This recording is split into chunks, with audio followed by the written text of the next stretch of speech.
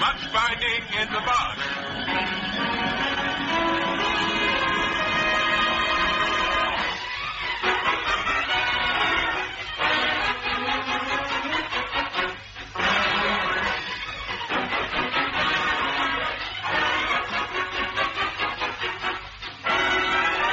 Richard Murdoch, Kenneth Horne, Sam Costa, Maurice Denham, Diana Morrison, Barbara Lee, and the dance orchestra, conducted by Stanley Black.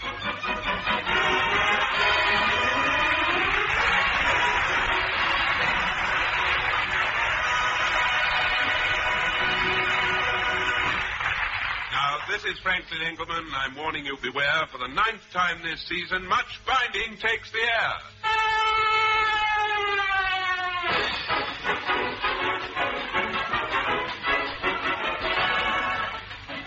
This is the London headquarters of Much Binding. At this time, we give you a chance of hearing the weekly newsletter before it's issued to the press and the BBC. The man who prepared it is ready and anxious to get it off his chest. So here it is, dictated to you by your old friend, Richard Murdoch.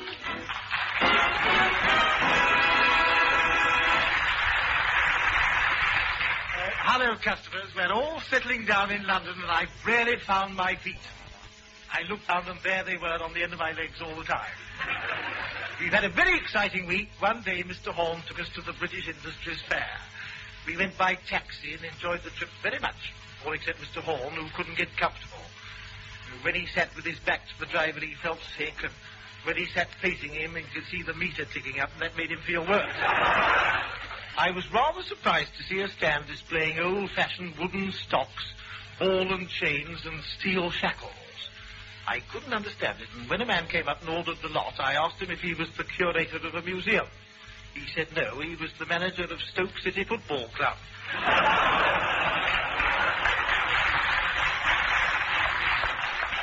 Owing to the success of our first babysitting job, we've had several more similar jobs.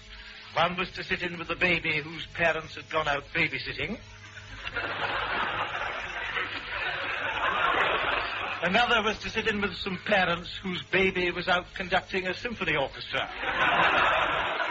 We had one very pleasant surprise, a visit from the Vicar of Much Binding. He says a trip to London always makes him feel like Don Quixote, and I can quite believe it. That's why the first thing he does in London is to make a beeline for the windmill. Still, after all, as he says, it's the one place where he can always be sure of finding his curate. In fact, the last time he was there, the curate was discovered in the chorus girl's dressing room. And when he was asked what he was doing there, he said he was looking for his wife. Then the manager said, I didn't know you had a wife, and the curate said, I haven't, but I can't think of a better place than this to find one. Incidentally, years ago, Stanley Black used to be the pianist at the windmill. That's where he learned to play by ear.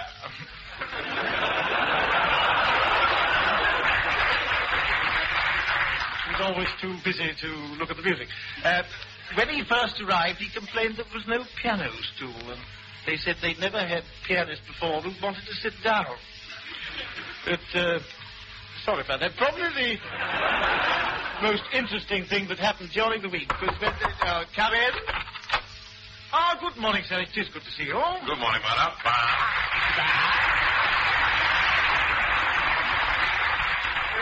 Wouldn't you like to take your bowler off? Well, I rather doubt it'll come off, Murdoch, because... Oh, yes, there. What do you think of that? Good heavens, sir, what have you done? I've given myself a home perm. Oh. That's so you have, but shouldn't you take the plastic curlers out before going out, sir? Oh, no, that'll spoil the whole fun of the thing. I mean, it's not as if I went about it haphazard. You'll notice I've arranged the curlers to form a word. Oh, so you have, sir. I see it starts with a B. What is it? Bessie. What a charming thought. Oh, look out, sir. One of them's Oh, dash it. I bet that's the dot off the I. I had an awful job fixing it. Did you, sir? Yes, I had to put it rather high up, and there's not much to support it up there. Well, sir, I think if you let me run a comb through and remove the clips, you'll get a better effect. Oh, do you, Murdoch? Well, here's a comb. Get sweeping. Right, sir. All right, sir. There, well, that's the lot. No, there goes the full stop. Sir, by the way, I don't know what made me think of this, but don't you think we're neglecting our music practice? I mean, Miss Lee keeps at it, and what do we do? Oh, I don't know about you, Murdoch, but I take regular tenor saxophone lessons from Harry Hunter of Stanley Black's band. Look, you see, I always have my sax with me. Oh, yes. Pity you don't learn the saxophone, Murdoch. Well, sir, between you and me, I've always been rather jealous of your saxophone playing. Oh, Murdoch is not as good as all that. I know, sir, but, well, to cut a long story short, Look, Murdoch, an alto sax. Quick, come into the music room. We will show the boys. Yes, sir, but I mean, I've only just had a few lessons from Madam... Stanley, chaps, look what Mr. Murdoch's got. Harry, where are you? Oh, there you are. Now, what do you think of Mr. Murdoch's saxophone? It looks fine. Can I try it? Yes, do please. There you are. You'll find it tickles a bit.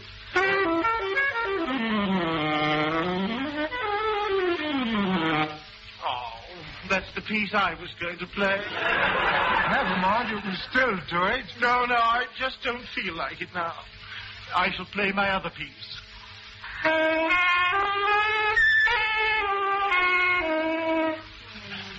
What do you think of that, Harry? It's all right, but you could afford a bit more tongue with your embouchure. Yeah, I suppose I can, though. There's no 5-bob limit. I bet that Mr. Horne and I are just as good as you are at the saxophone, Harry, and I bet that Stanley Black couldn't tell the difference. Stanley? Yes. Turn your back. Guess which one of this is playing the saxophone. Right, off you go.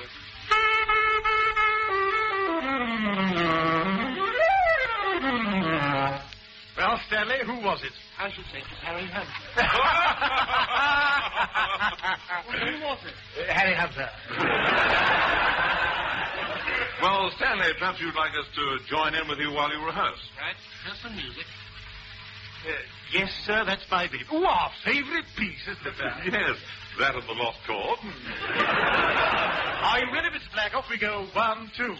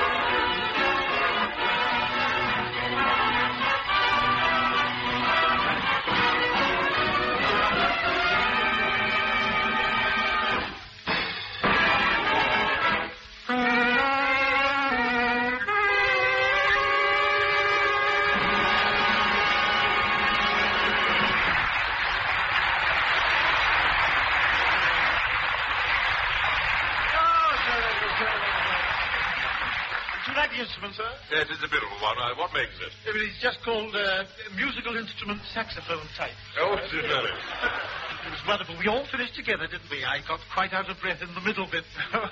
It was worth it. What did you think of it, sir? Well, excellent. I feel we really did Sullivan justice. Sullivan who, sir? Sir Arthur Sullivan. He wrote the lost chord, and if I may say so, I've never played it better. But, sir, we were playing Yes, Sir, That's My Baby. Oh, you may have been, possibly, but personally I was, Oh, were we? What was the title again? Yes, Sir, That's My Baby. Well, that's quite remarkable. Why? I don't know it.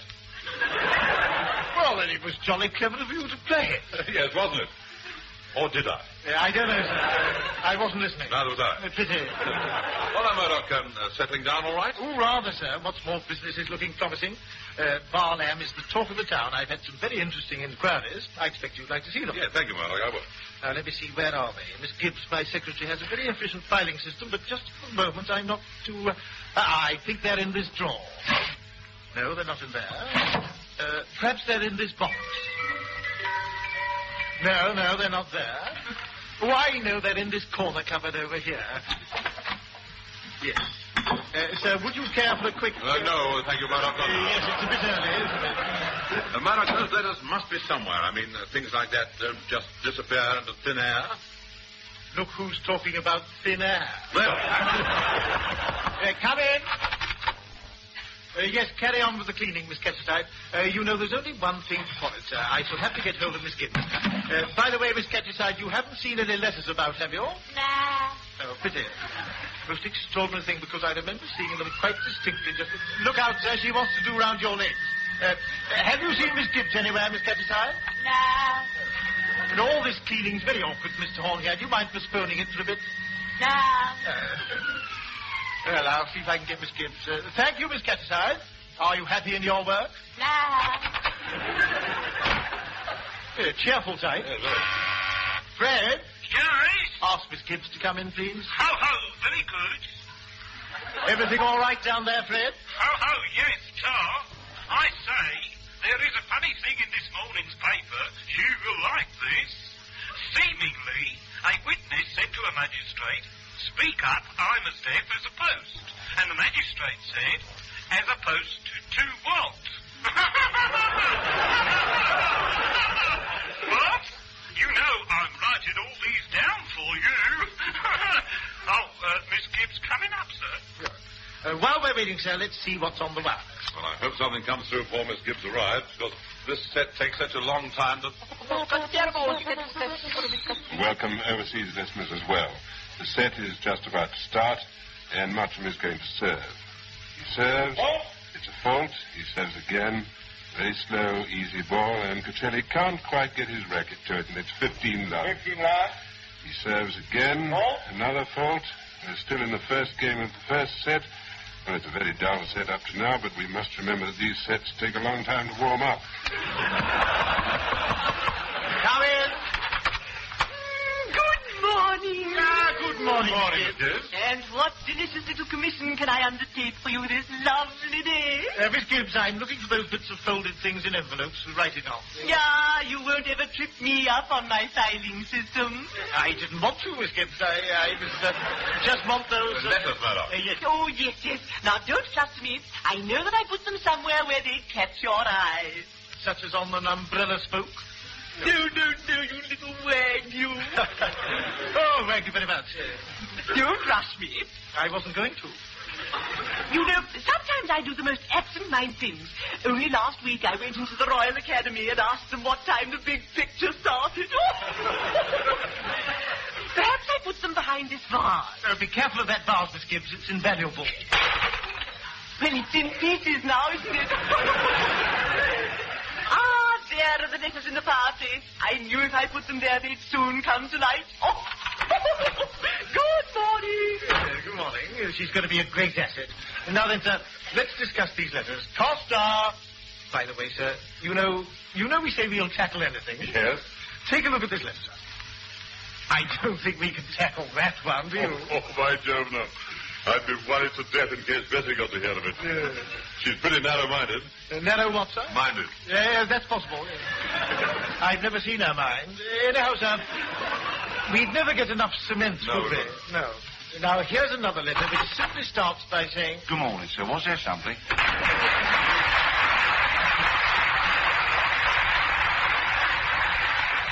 Good morning, Costa. How's Emily? Well, she's a bit worried with her twinges again, sir. She's just had a bout. About how many?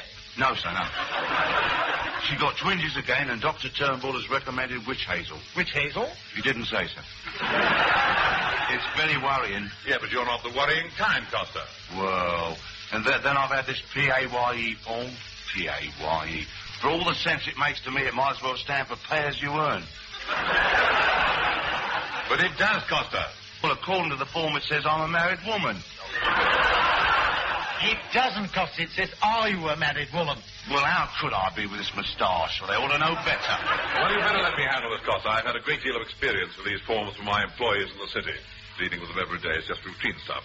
Now then, I expect that's form P74X or possibly what? Possibly why what, sir? Just Y. P74X or possibly P74Y. Oh. No, it couldn't be O. P74O is a license to buy a tricycle for a child without rubber tires. Well, here's the form, sir. Name in full, number of wives, how's your father, can you eat it, does your nephew come from none eaten? Why, the whole thing's just a lot of... Well, there's so many questions on there, it isn't true. Don't worry, I don't suppose the answers will be either. What's the first question, sir? Name. Yes, what's your name, Costa? Costa, sir. How do you do? My name... Oh, sorry. Address. Well, usually a draped jacket with off-the-shoulder pads and... Don't be ridiculous, Costa. Where do you live? Why? Yes, it is, actually. Is what, sir? This form, P74Y. I had an aunt once, and she had a P74Y. When they were inquiring about her... Come in. No, income. She didn't stand any nonsense. Good morning, sir. Dudley Davenport at your service. Huh?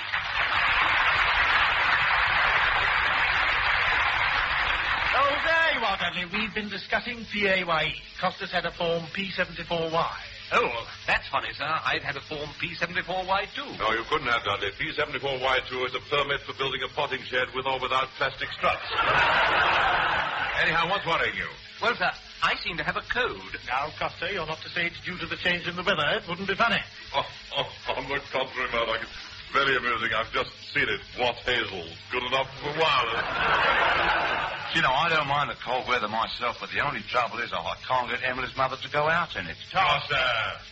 What sort of a code is this, Dudley? An income tax code, sir. Is it? What's that, sir? Well, the best way to explain it is that you get a table and chair. No. Think of a number.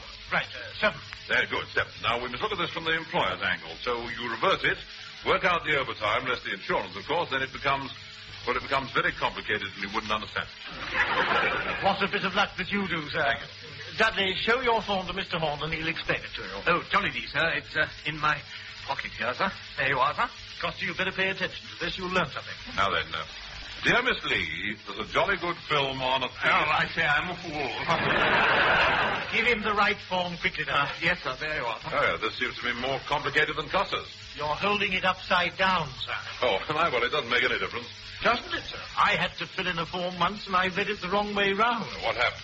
Well, one question should have been, fill up phone, please, and I read it as, please phone up Phil.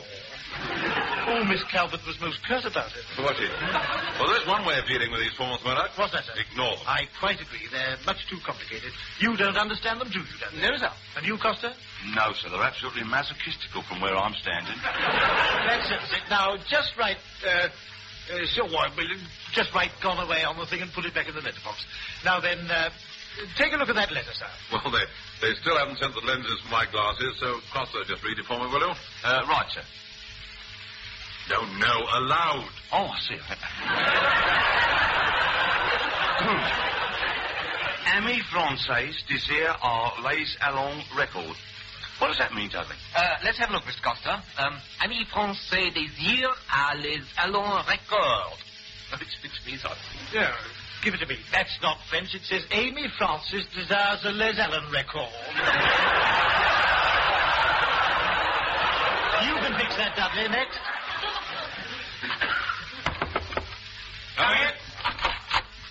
Greetings, everybody. My name's Maurice Rutherford. I come from Rotten Row Ruislip, and this is my sister, Greta. Oh, how do you do? Say, how do you do, Greta?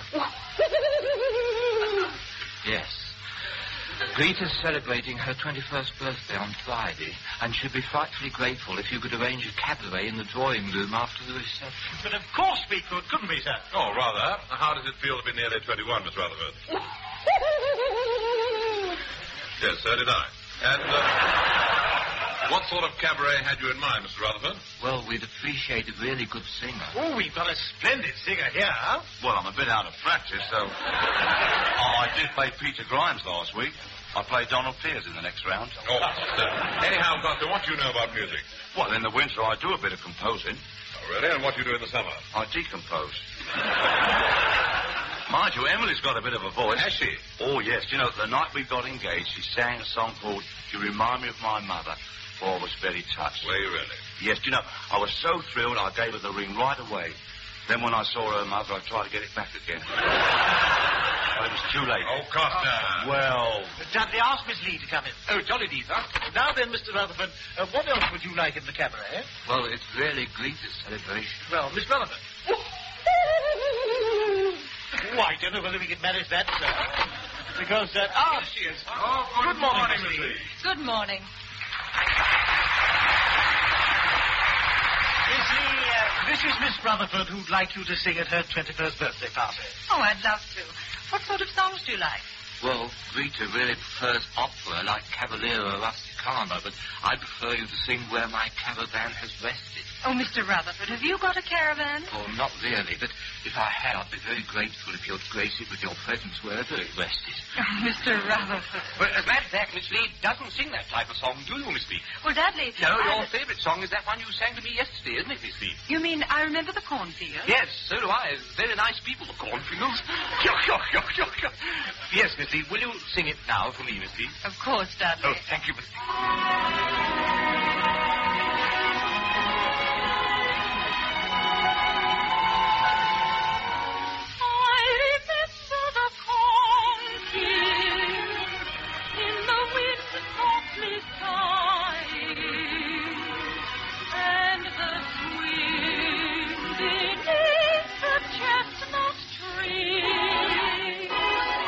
I remember my first love.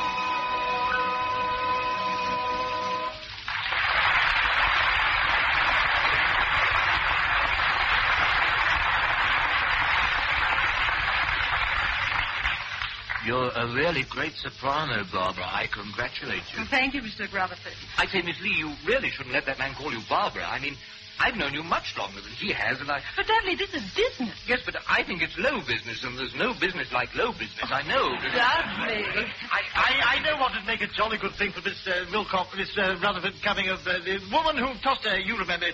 I wonder if she's gone. Perhaps she's still on the... Fred? Yes? Has the lady who conjured up a... she's still here.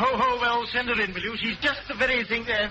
Sir, she's a lady conjurer, and she makes things vanish, and I think she'd be just the very... take a car. Come in. Pedro Cadeva. Oh, I'm glad you haven't gone, sir. This is Madame Ascatasi. She's very sleight of hand. Wait a minute, Murdoch. What did you say the name was? Ascatasi. No, I'm asking you. Ascatasi. That's her name, sir, isn't it, Costa? Ask a policeman as far as I'm concerned. Now, go on, madam. Show us some tricks. Oh, sir. Hey, would like to have your undivided attention for a few minutes. Hey, I'm now going to show you a few feats of card manipulation and legerdemain. Well, if I'd known she was coming, I'd have charmed a snake.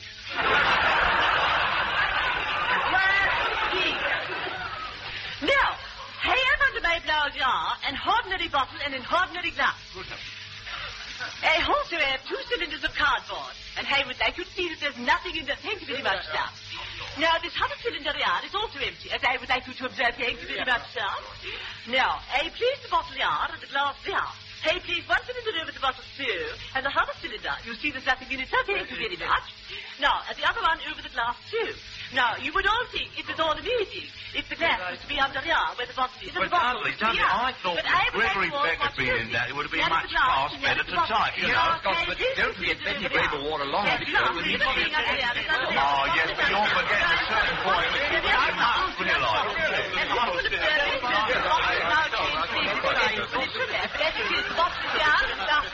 Now, sir, that's your card. And as a result, Murdoch, I am now a member of 3 clubs. The gentleman is quite correct. The 3 clubs. Oh.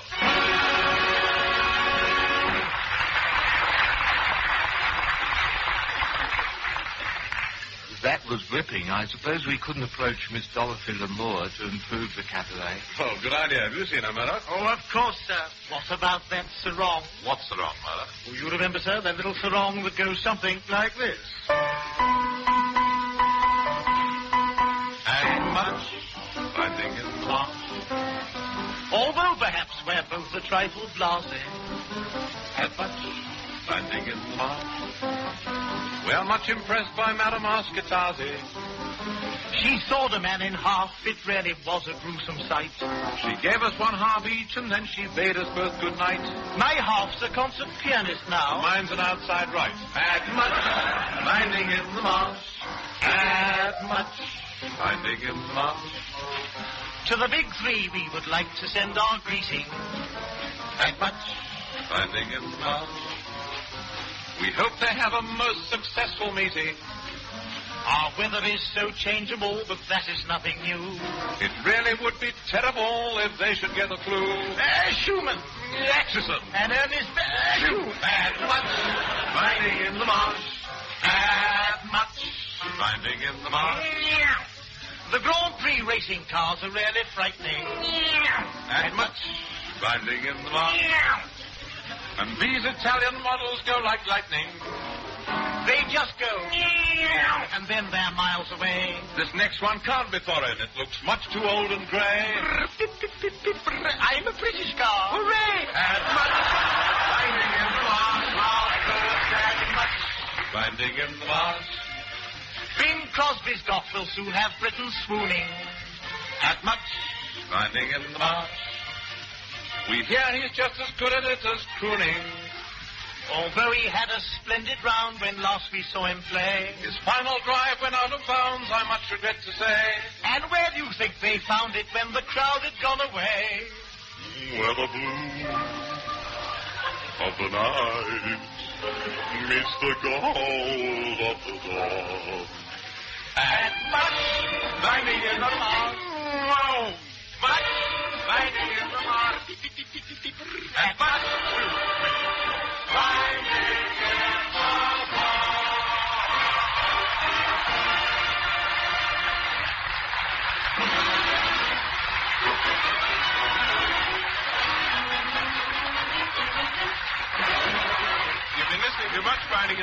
with Richard Murdoch, Kenneth Horne, Sam Coster, Maurice Denham as Dudley Davenport, Fred and Maurice Rutherford, Diana Morrison as Miss Catchaside, Miss Gibbs, Greta Rutherford and Madame Ascatasi, Barbara Lee and the dance orchestra conducted by Stanley Black. Script by Richard Murdoch and Kenneth Horne, produced by Leslie Bridgman.